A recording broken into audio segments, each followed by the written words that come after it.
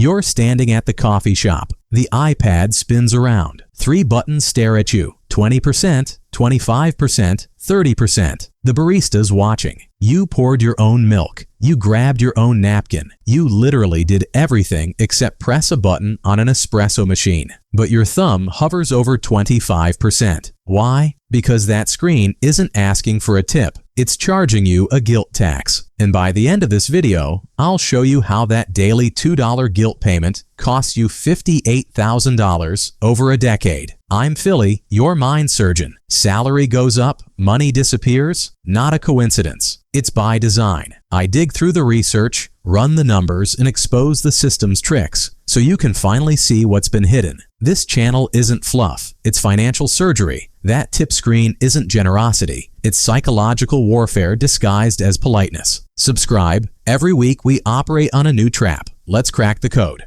Look, this isn't just about that one barista. This is about you. This is happening millions of times a day across every cafe, food truck, and checkout counter in America. Most people don't even realize they're trapped. That guy tipping 25% for a pre-made sandwich he grabbed from a fridge? That's not generosity. That's human psychology being weaponized against you. I call this the guilt subscription. You're not paying for service. You're paying to avoid feeling like a bad person. And here's the thing. This isn't your fault. This is by design. Payment companies hired behavioral economists to hack your operating system. They want you to feel watched. They want you to feel cheap, because the more uncomfortable they make custom tip feel, the more you'll just tap 25% to escape the moment. Think about it. 10 years ago, you tipped your waiter and your bartender. That was it. Now, the dry cleaner has a tip screen. The self-checkout at the airport has a tip screen. The guy who hands you a bag at the hardware store, tip screen.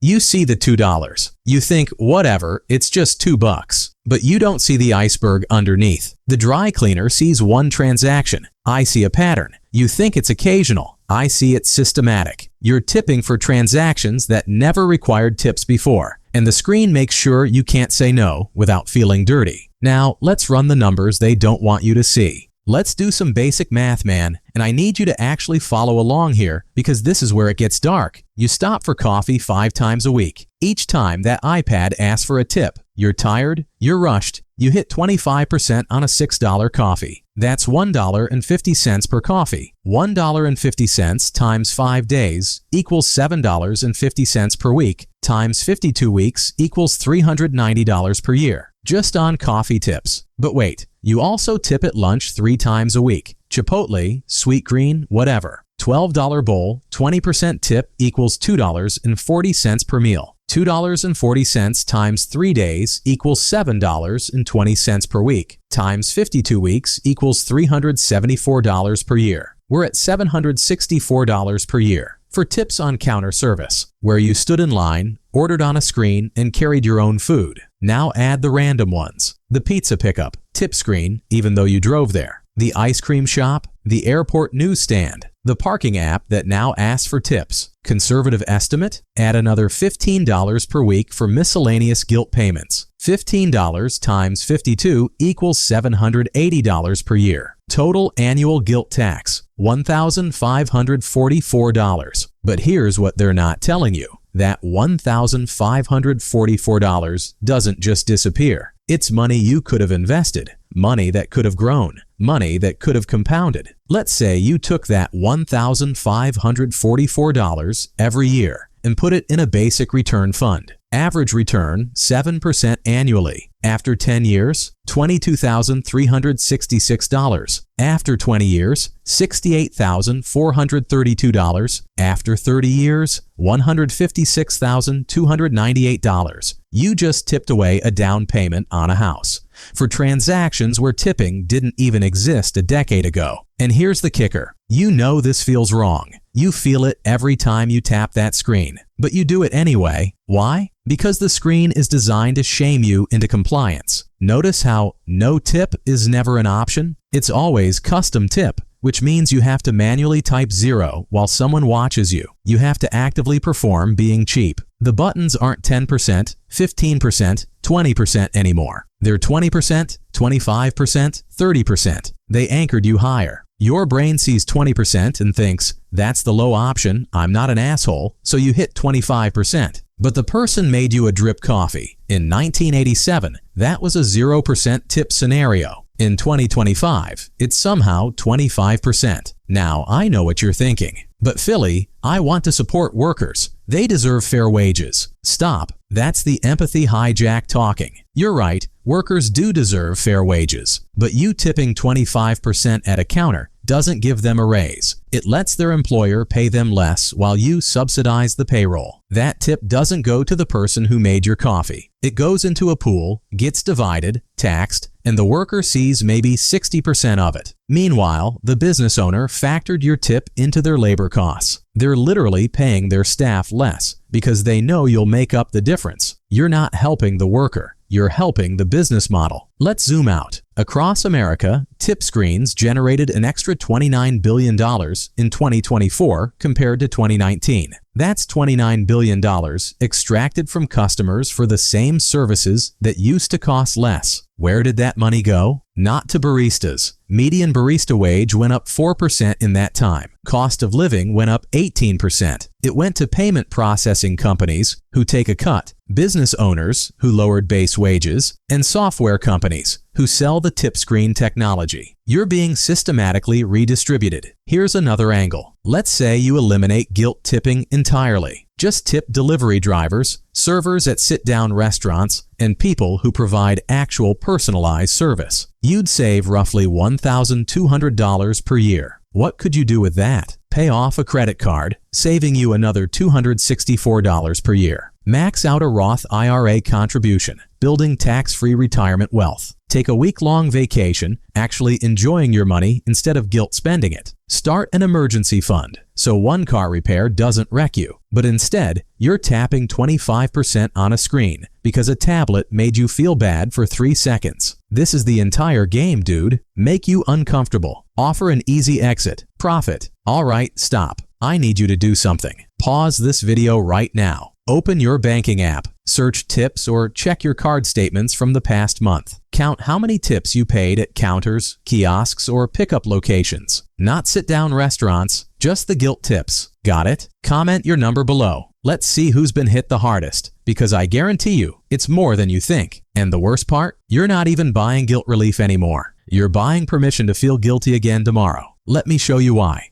You're standing at that counter. Coffee's ready. The screen flips, and suddenly, your heart rate goes up slightly. Not much, just enough. You feel watched, you feel judged, you feel like the next person in line is seeing what you choose. In psychology, this is called the visibility penalty. The moment you know someone can see your choice, you don't optimize for yourself. You optimize for their perception of you. You're not tipping the barista, you're tipping the audience. And payment companies know this. That's why the screen doesn't face away from the line. That's why there's a pause before it flips. That's why the barista is trained to stand there silently, making eye contact while you decide. It's not an accident. It's theater, and you're performing generosity under social surveillance. Here's where it gets darker. You tap 25%. You feel a tiny bit of relief. Your brain gets a micro hit of, I'm a good person. That's dopamine. That's your reward for avoiding shame. But here's the trick. That relief fades in 20 seconds. The money, gone forever. I call this shame arbitrage. They trade your momentary discomfort for your permanent money. You pay to stop feeling bad. They profit from the transaction. The feeling disappears. The cost compounds. Now here's the part that'll make you angry. You know how the screen defaults to percentages now instead of dollar amounts? That's called ratio obfuscation. Your brain processes $2 tip differently than 25%. One feels concrete, the other feels abstract, and abstract feels smaller, even when it's bigger. A $6 coffee with a $2 tip feels expensive. A $6 coffee with 25% feels normal. But 25% of $6 is $1.50. And tomorrow, it's $8 coffee. So 25% becomes $2. The ratio stays the same. your total spending climbs. You never notice because you're anchored to the percentage, not the price. On Wall Street, they call it percentage creep. Slowly increase the baseline, keep the ratio stable, and the customer never realizes they're paying double. 10 years ago, a good tip was 15%. Exceptional service got 20%. Now 20% is the minimum socially acceptable option on the screen. In 5 more years, it'll be 25%. They're training you to accept higher costs as normal, and it's working. You might be thinking, but I can just hit custom tip and put 0. Sure, technically, but think about the last time you did that. Think about how it felt. The little judgment voice in your head. The worry that the barista saw. The split-second thought, am I being cheap? This is where the moral licensing trap comes in. You'll hit 0 once, feel guilty, and overcompensate with 30% the next 3 times to balance it out. They don't need you to tip every time. They just need you to feel bad enough that you overpay most times. You're not in control. You're in a behavior loop, and every tap reinforces it. All right, man, surgery time. Let's remove this guilt virus from your system. 1. Kill the visibility penalty. What to do? Disable the audience effect by making tips a private decision, not a public performance. How? When the screen flips, take 3 seconds. Literally count. 1 Mississippi, 2 Mississippi, 3 Mississippi. This breaks the rush. The barista will look away. The pressure drops. Now you're choosing based on value, not shame. Example, I started doing this at my regular coffee spot. First time felt weird.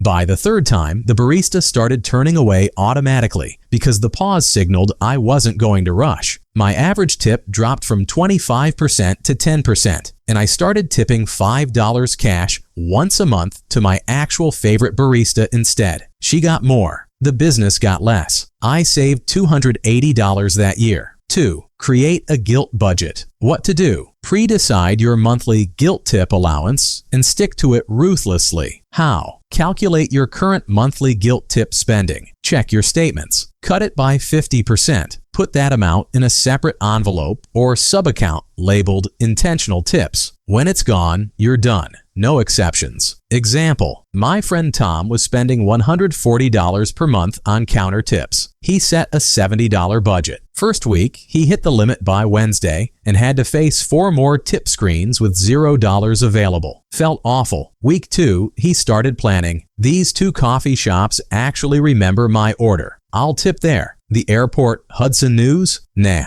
By month 2, he was in control. By month 6, he'd saved $420 and invested it. That $420 is worth $890 today. 3. Reframe the transaction. What to do? Mentally categorize what deserves tips versus what doesn't, and stick to your categories without guilt. How? Make a personal rule. Example, I tip people who customize, deliver, or serve me at a table. I don't tip people who hand me something I ordered on a screen. Write it down. Internalize it. When the screen comes, you're not deciding. You're following your policy. Example, I tip movers, hairdressers, sit-down servers, and delivery drivers. I don't tip cashiers, baristas at counters, or takeout pickups. Since I made this rule 3 years ago, I've saved roughly $3,800. That money went into an emergency fund that saved me when my car needed $1,200 of repairs. The guilt, gone. Because I'm not cheap, I'm consistent. 4. Use cash for intentional tips. What to do? Carry small bills and tip in cash only for people who actually personalized your experience. How? Withdraw $40 at the start of each month. That's your tip fund. When someone goes above and beyond, remembers your name, customizes your order, gives genuinely great service, hand them $5 cash directly. No screen, no split pool, no business taking a cut. Example, there's one barista at my local spot who knows I'm writing a book and always asks how it's going. She gets $5 cash every 2 weeks. That's $130 per year, but she's getting 100% of it, and I've cut out $600 per year in random screen tips I didn't want to give. She wins. I win. The tip screen algorithm loses.